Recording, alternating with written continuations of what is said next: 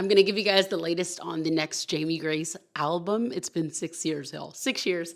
I'm also going to show you a plugin that I got very early on in my production journey, and I think you should totally check it out if you're looking into producing music. And I'm going to give you the rundown of starting out recording your own music. But first, hi, hello, welcome to the Audio, a YouTube exclusive podcast for women and girls who create. I'm Jamie Grace, a songwriter and producer. I've been doing this for 5 to 15-ish years, numbers and time, what even is all of those things?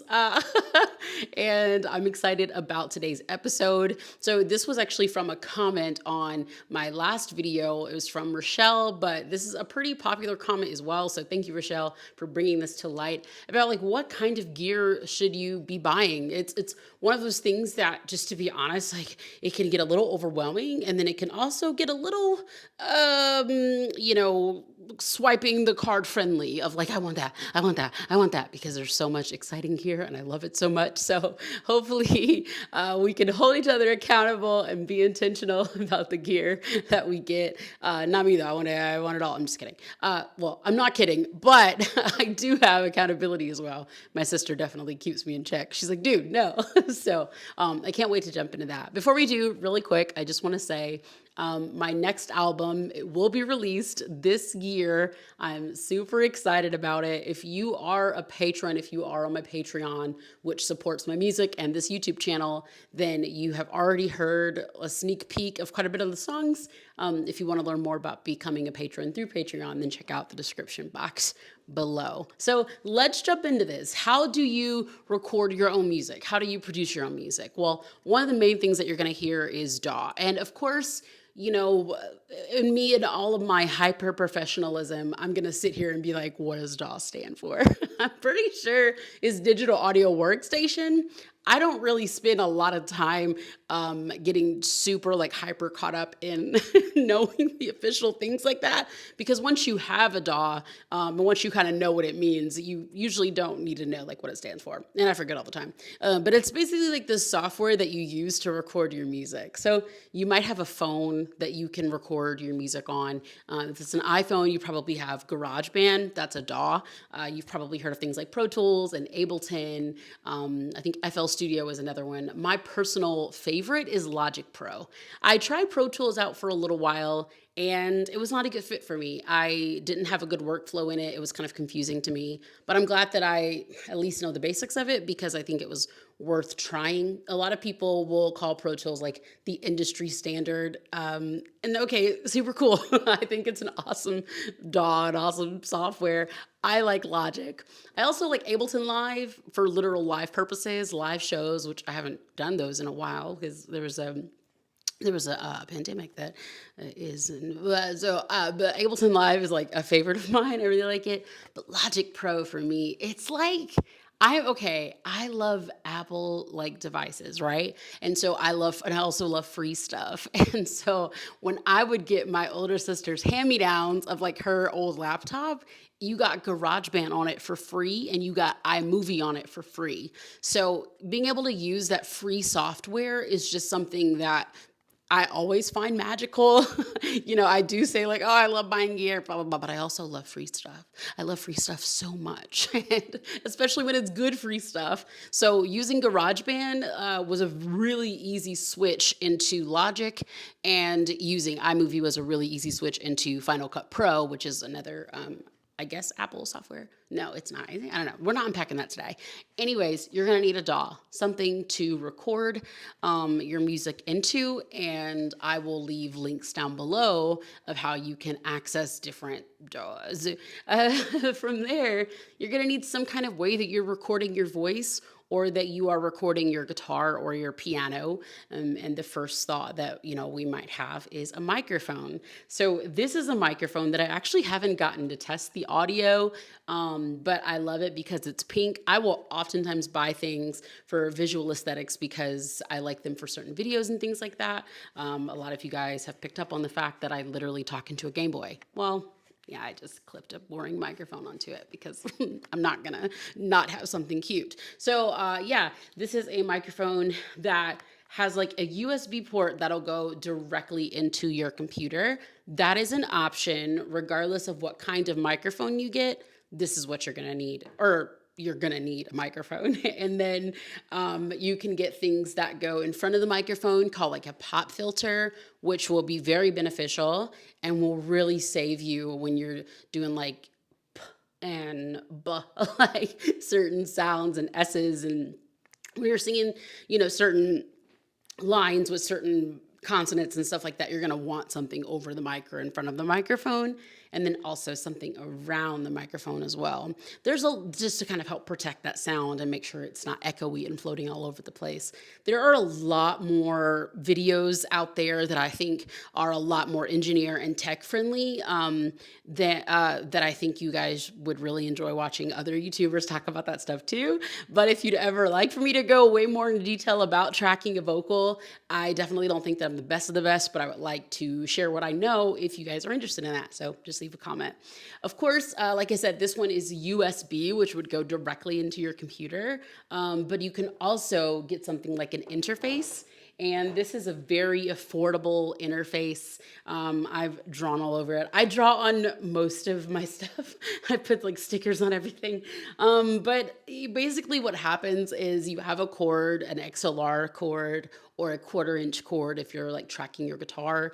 You plug it into this interface, and then there's a USB cord that goes from the interface to the computer.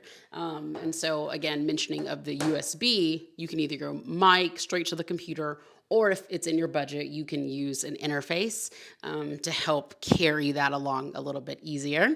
And then what you're going to need next, which I think is one of the most important things, are some headphones. Now, these are not the ones that I presently use. They have seen some troubled days. I don't think it's the headphones' fault. So it's just because I've moved my studio a lot since I got them. I also have a 3-year-old that has a lot of access to my gear, because we'll just take Sharpies sometimes and just have a good time in here because that's what I want her childhood to be, just having a good time. And so I'm not blaming her. I'm actually not positive what happened. I'm just giving some possibilities. But you'll want some headphones that help to, keep the sound in, especially when you're recording, because the last thing you want is like you're hearing the drum track in your ears and your headphone, and then you're singing into the microphone and the drum or the click track, the guitars, whatever, is now bleeding out of the headphones and into the microphone. And that is really annoying and irritating for most music makers. But I said this in the last episode, and I still feel this strongly. Production is preference. And so some people might want it to bleed into the microphone because they might be like, I'm doing an experimental track on that. So go for it. Do your thing. Live your life. But that's not typically preferred. So you probably want some headphones that have like a good feel. One thing I like about a lot of music stores is you can just like go in and try on a bunch of different headphones. But then there's also a bunch of YouTubers that do like incredible reviews of like multiple headphones and stuff like that. And I will be sure to send some of you guys, send those, I'll link I'll link it below if you want to check that out. And then last but not least, it's kind of multitude of things in one, right? So you can record everything live and, in person, but there's also a couple of different worlds of things that are pretty magical. So one, it's called instruments. And I know you might be like, yeah, we know what instruments are, but instruments are essentially plugins or virtual instruments that you can purchase online, and then you can install them into Logic or Ableton or Pro Tools, and then use a MIDI controller to then play those instruments. So say you have an instrument that is a violin, but you don't know how to play violin, well, then you can get a keyboard, a MIDI keyboard, M-I-D-I, a MIDI keyboard to then track or record the notes to do-do-do-do. And then all of a sudden, when it goes into that virtual instrument inside of your DAW, it's that was me trying to do a violin. It sounded like a farting trumpet. right? So you're essentially using the the MIDI keyboard to create these MIDI notes, and then that's what you're doing, and then you're using the virtual instrument to say, I want it to sound like a violin, I want it to sound like an upright bass, I want it to sound like a banjo. So that is a really cool way to add other instruments into your production without having to learn how to play those instruments. I play the banjo, and so I track banjo sometimes live. I have my banjo on the wall over there. I'll turn on my microphone and I'll track the banjo. But other times I'll play banjo through a MIDI instrument, MIDI. So I have a MIDI keyboard. I have a tiny MIDI keyboard, which is the black one right here on my desk. I have a MIDI guitar and I have a MIDI microphone. And so I can go da, da, da, da, and then those DAWs get turned into whatever instrument I choose to use. Now, one cool thing about most DAWs is that you are going to have a lot of factory instruments in there. You'll have piano, bass, drums. So even if you're wanting to make drum beats, if you know how to beatbox, then this guy will really come in handy. For me personally, one of my favorite ways to do any kind of MIDI tracking is my MIDI guitar, because I don't, like, out of all the instruments, this is the one that I played the best and that I've played the longest. And so I prefer to just play what I'm thinking on either my MIDI guitar or my keyboard over there. And this is by Jamstick. It's really awesome. It is a little pricey, and it's 100% worth the price, because a lot of times, like music production stuff, like the main consumers of production equipment happen to be either keyboard players or piano players, or they have some general knowledge of how to play the keys. So they can sit down and be like, da, da, da, da, da, da, da, on the piano. And I'm like, congratulations, do you have a banjo for me? Because I'm so much more of a strings player than a keys player. Except I always feel like keys should be considered strings, because did you look inside? What's in there? Go look at a piano and you tell me what's inside. Strings, bro. Number strings. So I like that Jamstick has essentially created a way for guitar players like myself to be able to still have that same experience of like, oh, look at me, I can play anything, without having to like play the keys. That makes my heart very, very happy. I also just realized I don't think I ate lunch. Like I was sitting here like, why am I getting hungry? And I was like, because what time is it? 6, 5, 4, 7, 6? I don't know. Where is the clock? There's no clocks in here. There's no clocks. If you have ADHD, make good choices. Have clocks everywhere. Because I just realized I didn't eat lunch. And what a feeling to realize that this current moment. So that's one of the ways that you can add other instruments inside of your production, is using virtual instruments. I believe they're called like VST, but again, I don't have to know what that stands for now. What a virtual studio track? A VST instrument? I don't know. And any producer that's like, well, I know everything, is probably one of those really annoying guy producers, but sorry. That's not for today's episode. We'll unpack that another day. Not all guys are annoying. I didn't say that. So another way to get different sounds and instruments in your production are to use samples, loops, or one shots. So a one shot would be like something that was like, just like, I love throwing that kind of stuff in my production. Like you'll be listening to the song and be like, I was in Washington, just random little one shots thrown throughout the song, 15 times in the song, or just once to give it a little bit like, did you hear that bell, or whatever it was. That's a one shot. Or you'll have a loop that is perfectly looped. That's why one of my favorite things about TikTok and the TikTok generation, if you will, is when all of these trends start happening about loops, and I'm like, look at them learning about loops. It makes me so happy. A loop is oftentimes drums, and so listen to me beatbox. It's so good. But it'll be like boots and cats and boots and boots and boots and cats and boots. Third time, boots and cats. And it'll be the same thing over and over, right? Typically, you'll just have one bar of it. Okay, here's where we talk about the fact that I don't know music. I don't know music theory. And I kept thinking about learning it, but I don't know if I'm going to do that. And I don't know. So I don't know what I'm talking about right now. It's like a bar or a measure, like 4 things section. This is not this is important, but let me not try to explain it because I don't know how to say it. But essentially, a loop is gonna be just like the same thing over and over. A loop is a thing that you can just drop it into your project, and it'll be like a little drum beat, like what I just did. And if you drop that loop again right after it, it'll just keep on going and going, however many times you want to put it in there. See what I did? I explained something I don't know. That's what I've been doing on this podcast. So that's what a loop is. Now, you can get loops, one-shots, samples. You can get these from websites and places like Lander, Splice. Some people even have plugins for loops and samples.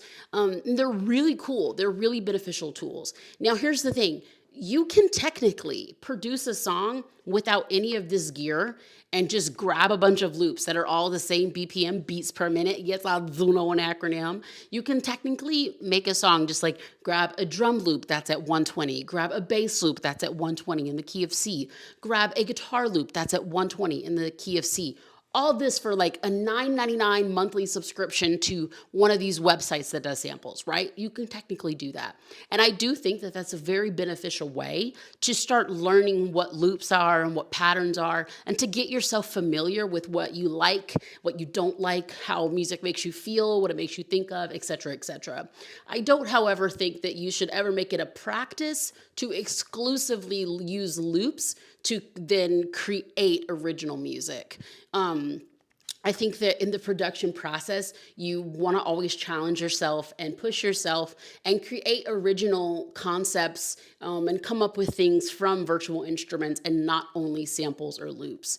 Now, there's some producers that feel only one of those extremes. Some producers are like, oh yeah, only use loops, bro. That's all you need. And then you have other producers that are like, don't use loops ever. They're murdering music. And those are pretty extreme. And I think it's all about doing a little dance in the middle, bruh. I think that's what it's about. It's about realizing that these loops are a really cool asset to the production process and to the creative process. But we want to make sure that they don't become a crutch and that they don't become the very thing that we're dependent on to create music. That we can still come up with melodies in our head or beats by just making a beat on the kitchen table or whatever. We want to make sure that there's a balance there. I think to think that either extreme is possible, to make music without the use of electronic concepts and futuristic and modern day technology, to make music without that, if you're not singing in a cave, then you're not really doing it, so that's not really a thing. But to make music only using that can oftentimes hinder the creative process or kind of stunt the growth, I think, of the creative. So try to find that balance. But I'll leave some links below too. There are some really cool websites that you can pay monthly, and you can download different loops and tracks and things like that. And it can be a really cool experience to add to your music, to uplift lift the quality of your music a bit. Yeah. But even on top of that, here's the third thing I want to tell you guys about.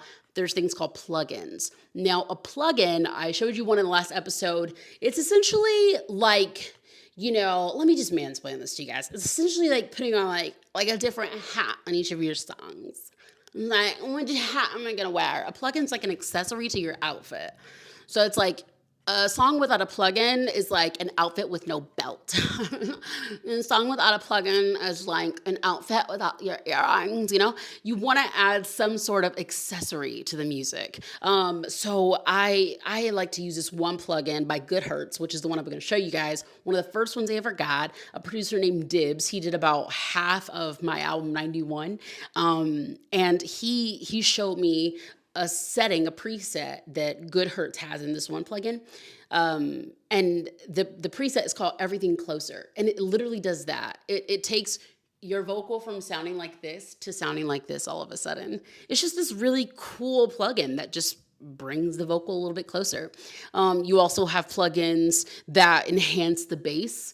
You can use like an EQ plugin. Most DAWs have them there, which you would call that like a factory plugin because it came with the DAW. And a lot of those plugins, they show up with the software, which is super cool and saves you a ton of money. And then you can buy, I don't know where I was. I got distracted in my brain. I was thinking about food. But you can buy these different plugins that do different things to add different elements to your voice to make it sound as bright and beautiful as possible, that can adjust the sound or manipulate the sound of a plugin to customize it of a loop or a sample to customize it anyway, in a way. So there's like so many different things you can do. You can record music with this microphone, record music with any kind of MIDI controller, a microphone or a keyboard or a guitar. But then you can also you can record music with a 1/4-inch cable directly from your guitar or banjo, your ukulele, but then you can also use these plugins, these virtual instruments, and these samples to explore and expand the possibilities and change your creativity for the better. And so one of the best things that I can recommend is try to stay as under your budget as possible and explore what you have and grow in what you have. If you are an iPhone user, I beg of you to get GarageBand on your iPhone. I'm pretty sure it's free, and just explore and have fun and, see what you can create. And I will try to figure out what the Android equivalent of a free version that is not me throwing shots, and I will put it in the description. If you have an iPad or a laptop, I 1000% think that you should try to be saving up for Logic Pro or something similar, and try to explore everything that you possibly can that comes within that software, and see how far you can get with that software. I mean, the opportunity, what's that cliche phrase I'm looking for? The options are endless. The opportunities are endless. The possibilities are endless. I don't know what the phrase is, but that one, right? Yeah, it is an absolutely exciting world once you begin to unpack it. And again, yes, you could end up spending way too much money on this stuff, but there's also so many things that, like, once you get a DAW, there's so many things that are there at your fingertips that you will be amazed at all of the ways you can create and all of the ways it can just give you access to creative parts of your brain and your mind that you may not have really had access to before. So I'm excited to hear what you guys create. I'm excited to hear where you guys go next and what you guys make along the way. Please feel free to comment down below if you have any questions about the creative process, the production process at all. I will do my best to answer them in another episode. I really have fun making this podcast for you guys. And yeah, I'm going to go in a second, but first I want to show you this GoodHertz plugin, which was one of the very first ones that I ever got. And I still use it now in conjunction with a few other plugins. I use it on my vocal and my background vocal, and occasionally a few other instruments or tracks as well. This is the template that I use for creating a new song. In Logic, if you look over here to the left, these are where all the plugins are.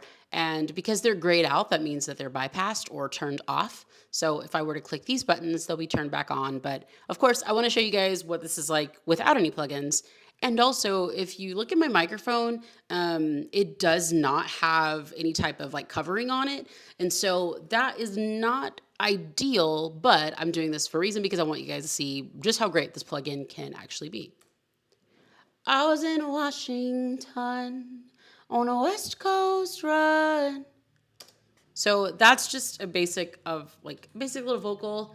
And I'm going to turn this, like, the monitor on so you guys can hear it. I was in Washington on a West Coast run. So yeah, that's the vocal. Now I want you guys to hear it with this plugin turned on. I was in Washington. I almost turned it down. On a West Coast ride.